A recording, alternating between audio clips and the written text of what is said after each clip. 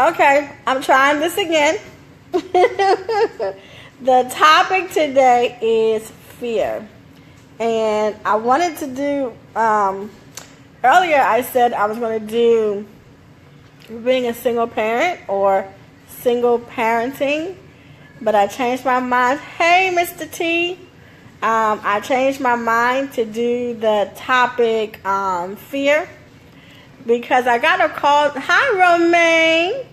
I got a call today that changed. Hi, Alberto. How are you?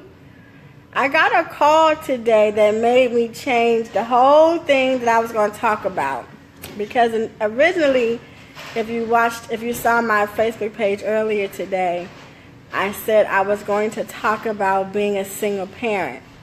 And I really wanted to do that. But I got a phone call today that really sparked my interest on the topic of fear and how fear plays out in our lives. And so I said, you know what? That's going to be the topic today, fear. And so I'm going to just go and do what I do. Hi, Karen. How are you? I'm just going to do a few of these. Hey, Shay. I know we're meeting, just hi, Shay. I have an 8:30 session scheduled today at my house, so I won't be very long. Hi, Richard. How are you? It is so good to see you here. I'm just sharing this video, guys, so that I can get, this thing out here, this video out here. So the topic is fear and how fear is playing out in our lives. So I'll tell you why I changed the subject. I got a call today, and the call was, I don't want you to do this because I'm fearful that this will happen.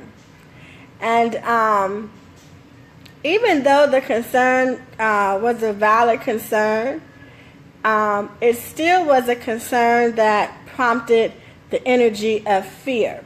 Chantel, how are you? So, how many times have you let, and me included, how many times have we let fear interrupt us from doing what we are supposed to do?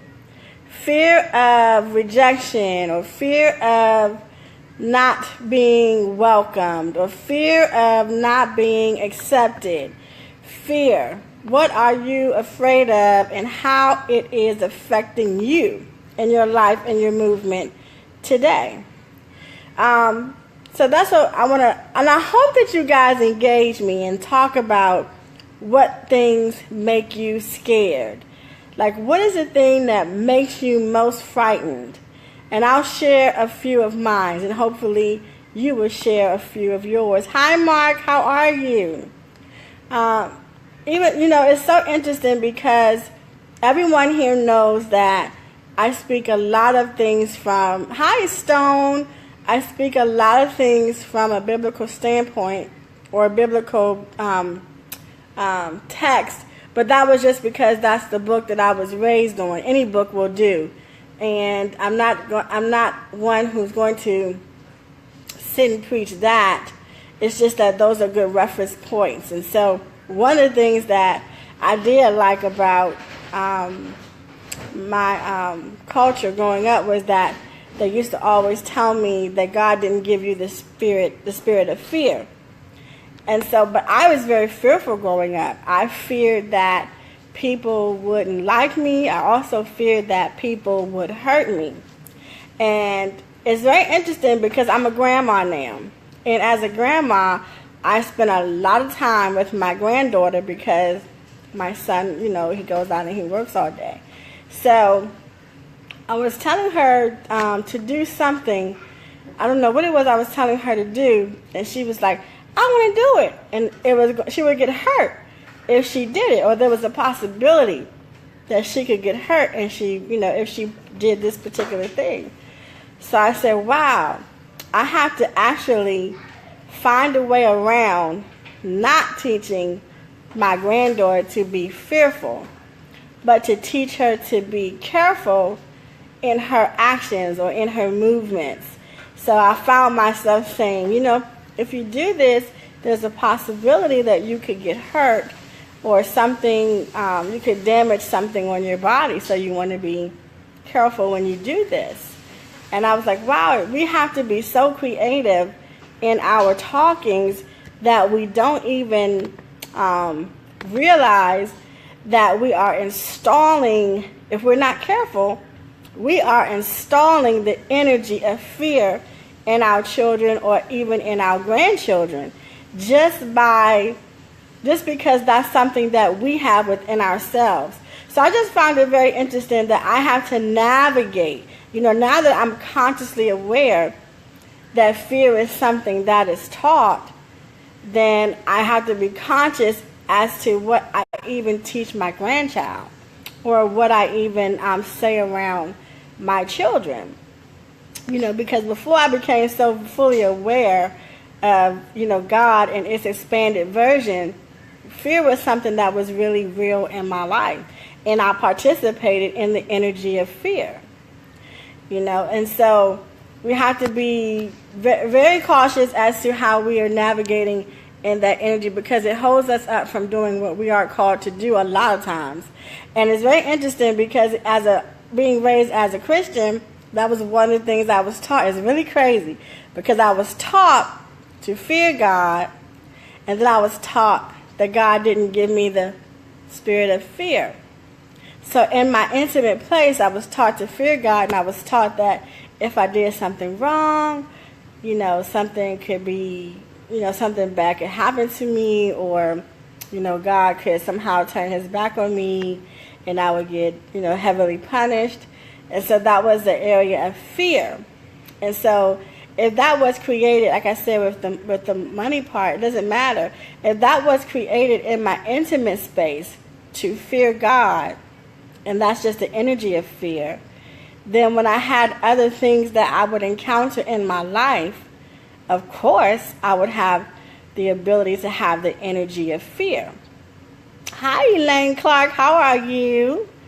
So the energy of fear was not just only in my intimate space in the spiritual realm or in the God realm, but it was also in my space in functioning in life, period.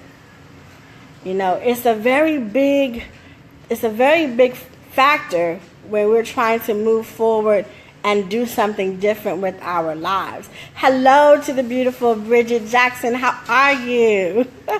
So listen, what area of fear do you guys have? Have you noticed that you have had fear pop up in your life and take some form of control of whether or not you would be successful in a specific venture or in anything? Has fear came up in your life and prevented you from doing something? Hi, Andrew. How are you? And Melissa, how are you? So what area of your life has fear popped up? Has anyone in here besides me had the energy or the vibration of fear? Absolutely. Fear could be paralyzing. Absolutely. I'll tell you what. I'm going to talk about a very big area of fear that I had. And that was, I wrote this book, everyone knows, called Wounded by Christianity, Healed by God. Hi, April. And in this book was really my coming out. I call it my coming out book. And it was me coming out of fear. Because for so long growing up, I always had this very special relationship with spirit that I would be able to, meet someone and see things about this person that was happening to them or things that had already happened to them, and would be able to see, the outcome of what they were participating in. And for a long time growing up, people would call me crazy or weird or, they didn't really understand. So I was so scared growing up that I wouldn't be accepted, and to a large degree I wasn't accepted. Some people, would tell me that I was the devil, or that God didn't love me, and crazy stuff like that.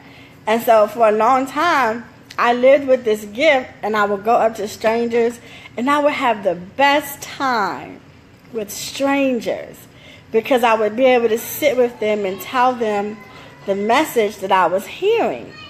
And the best time with strangers. But with my family and with my friends, not so much. And I was so scared to just be myself around them. Fearful of rejection, fearful of them not loving me, fearful of them not understanding me, just fear. And it was paralyzing, as you say, Elaine. It was paralyzing because it kept me from doing the work that I was called to do. Velato, I hope I said that right. Hello. How are you? Yeah, and so it kept me from doing the work that I was sent on this earth to do, which is to assist people into coming back to themselves and realizing that God was within them, as opposed to standing in the posture that God was outside of them. So that fear, I lived in that fear up until I was about 30 years old. Actually, yeah, up until I was about 30 years old, and then I started breaking away from that fear. And I'm still breaking away from that fear because it was learned fear, it was taught fear for over 30 years. Even now, when I'm doing this video or these videos, or the commitment that I've made to come on every day at 7:45, I am overcoming that fear of people saying, "Oh, she's crazy," or "She's weird." You know, at this point, I don't, I care, but not to a large degree. You know what I'm saying? Because I'm overcoming that fear. But for a long time, that was not my reality. And fear held me down. It held me from being who I was supposed to be, or being what I was supposed to be in this world. So fear is huge, and it was taught to me. Hello, Damon? I know I can say Ebony right. How are you? For a long time, you know, fear is what kept me away from being what I needed to be. So I wanted to talk about fear just to see if there was anybody else on here that had the fear of something. Fear that stopped them from doing something. I love that Chantel was very open and honest and said, I had fear of rejection. I had fear of rejection also, sis, and it stopped me a lot, even in my relationships. Like, I couldn't have very healthy relationships because I would never trust that who I was dating would be who I was expecting them to be. I had fear that I wasn't pretty enough, fear that I wasn't small enough, fear that I wasn't good enough, you know, all kinds of fear. Fear that they would leave me, you know. I had all kinds of fear in that area.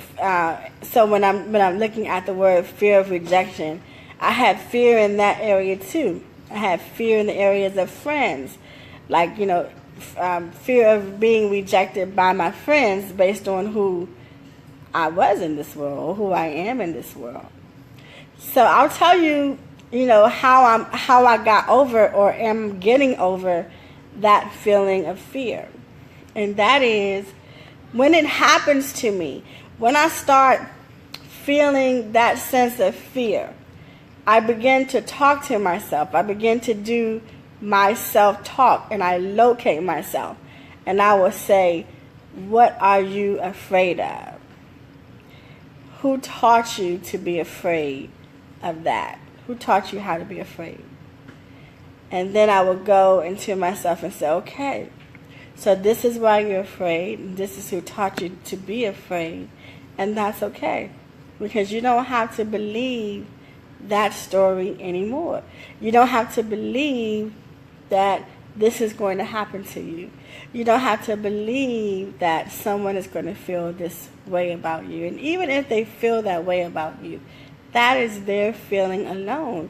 It doesn't mean that that's real for you. It doesn't mean that that's how you are, you know? So I began to talk myself through all of my fears. And then I begin to get over it. I begin to not feel that way anymore. It's so interesting because if you start to take the time to get to know yourself, that's one of the principles that I live by. Actually, is number one is to discover what governs you, whether that's religion, whether that's philosophy, whether that's old wisdom, whatever it is that governs you is the first thing one should find out. The second thing one should find out is who are they? Who are you? Knowing who you are is very important. The third step is creating, understanding how to create what you want in this world and understand how you have created what you have in this world. Because we all are master creators. All of us are master creators. And if you don't think so, look at your life and see who made those choices for you to be and have what you have. You did that. You created that.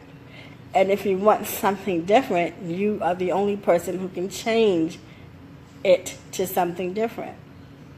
How do you change it? It's what I just said. 1, learn who governs you. 2, know yourself.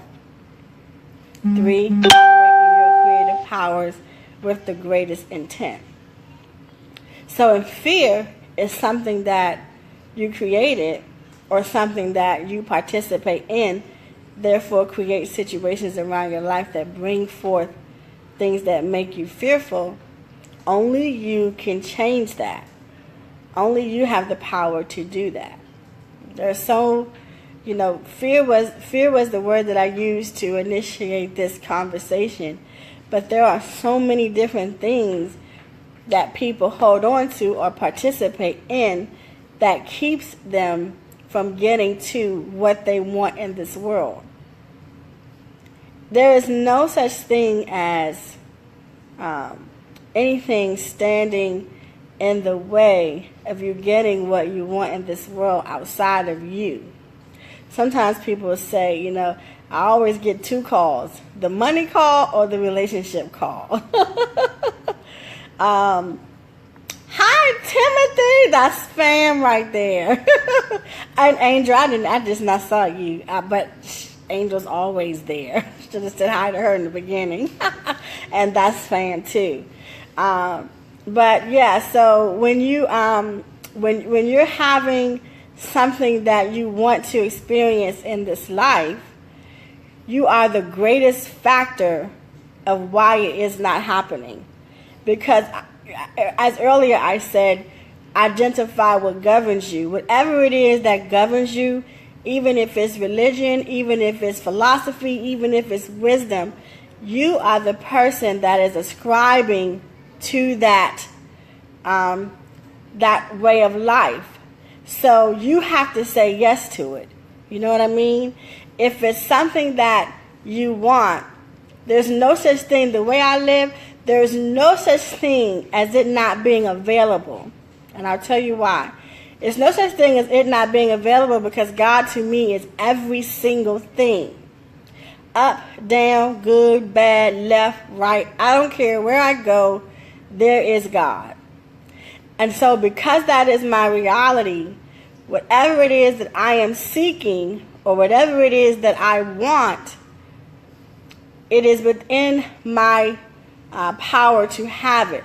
Because all I have to do is link up with the energy or link up with the vibration or link up with that aspect of God to have it.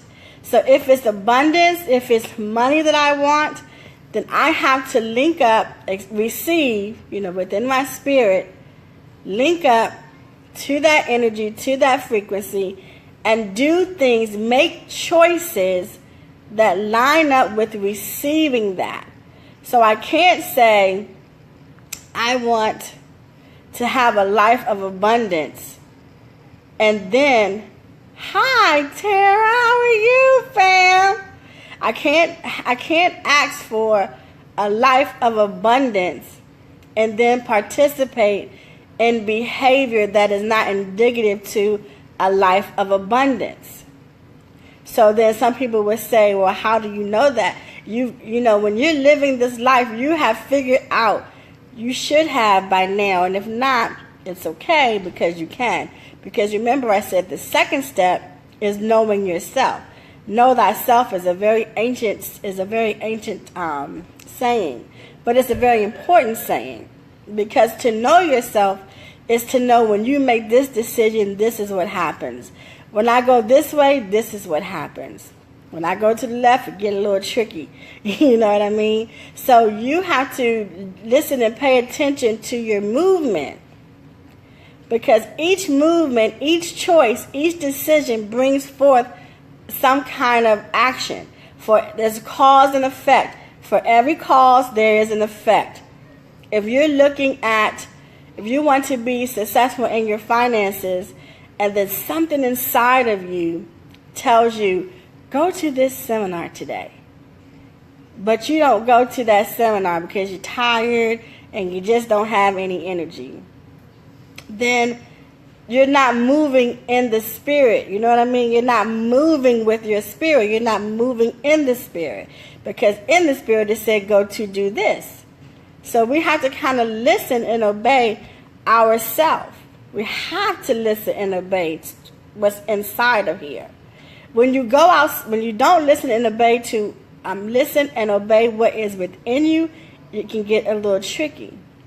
But you have to track yourself. You know, sometimes people come over and they sit with me and they say, we want to learn how you can hear from God. We want to know how you do this. Do you have classes? And so I held a class, and in the class I said, so now you have to sit and listen to yourself. And they go, that's not what everybody else say. They tell me light a candle and do all of this and pray and do all this. And I said, well, those are beautiful tools, but God speaks here.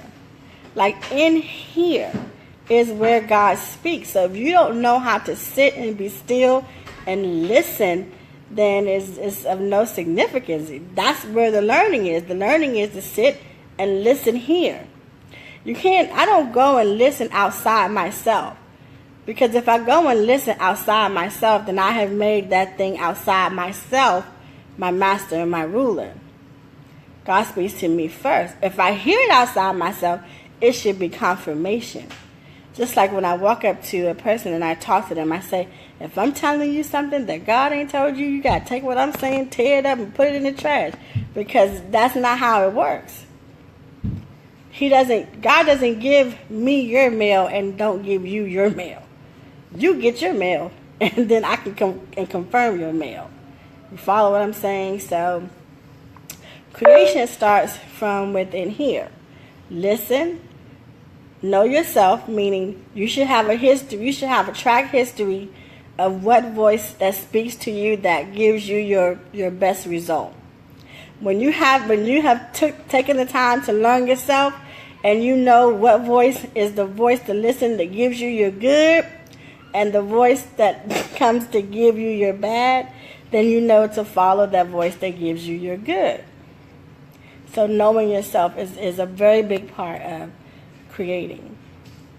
And so once you kind of get that in some kind of order, then you can move to your creation story, which means you can create with conscious intent. You know, there's a scripture in the Bible that says, let this mind be in thee that is also in Christ. It's a beautiful scripture. Because once you can do that, I know sometimes they tell you that you can't do these things, you know, but you really can do these things. Christ is actually, when you think about the story of Jesus, it's actually the best story that one could ever have. Whether you believe in the story or not is irrelevant. If you look at the context of the story, it's a person who came and never forgot who they were. that he never forgot that he was one with the Spirit. And if you can live in this earth and not forget that, it's a beautiful life. It's a beautiful life. In that space, you will eliminate fear. In that space, you can create the life that you want to live. It's a beautiful space to be in. So, I kind of got into the spirit of things, which I'm always going to do that because that's my life. But the topic that I had chose was fear, and I wanted to communicate and see what is the fear that you may have within yourself that you can or need to overcome. And that's the thing that I really wanted to talk about. What fear do you have that keeps you from being the best you, or even just being you in this world? And I shared mine. So I wanted you to be able to talk about yours. You guys be so quiet in here. This is really a place where I want to communicate and go back and forth, and let's heal each other, because we're all in this thing called life together, and we all have issues. We all have situations, you know what I mean, that we need to work through. And it's a good thing when you have a community that is aware and can be, to a large degree, a support system with no judgment. See, because you get into a space where judgment comes into the table, and it gets a little crazy. But how do you knock judgment out? You knock judgment out by realizing that whatever it is you're saying about somebody else is really how you feel about yourself. It's just a mirror. And sometimes people, there are some people who go, "What do you mean? What do you mean?" It's very simple. We can do that one-on-one, and I will show you. But it's very, judgment is real. But it is diffused if you know that whatever someone is saying about you, that's how they feel about themselves. And if you are talking, however you feel about the person who you're talking to is how you feel about yourself. And if you're honest with yourself, you will see that. Most people speak their fears, but they project it onto others. Pay attention. Just watch it. It's real beautiful. Whatever it is that you feel about yourself is how you talk about other people. You can only see a person through your lens. And so it's very interesting if you want to get into the aspect of really healing yourself and healing yourself within a community. And some people are scared because they say, "Well, they're going to judge me." Well, even if they judge you, they can only judge you based on what they live themselves. You know what I mean? You can only say what you experience. I can never tell you about a purple cow with sunglasses on that can see, because I've never been a purple cow with sunglasses on that can see. You know what I mean? So they can't tell you anything they haven't already experienced.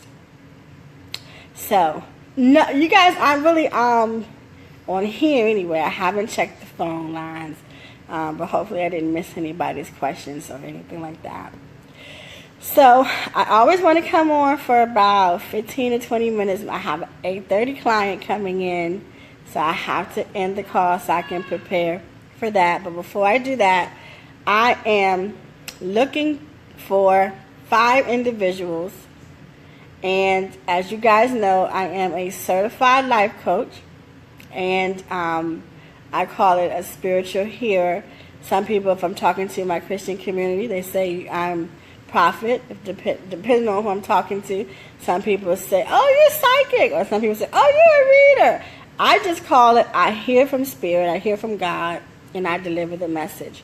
So that is who I am. However, I am looking to do 5 people, 1 hour a day for 6 weeks, to life coach them through whatever situation they are experiencing.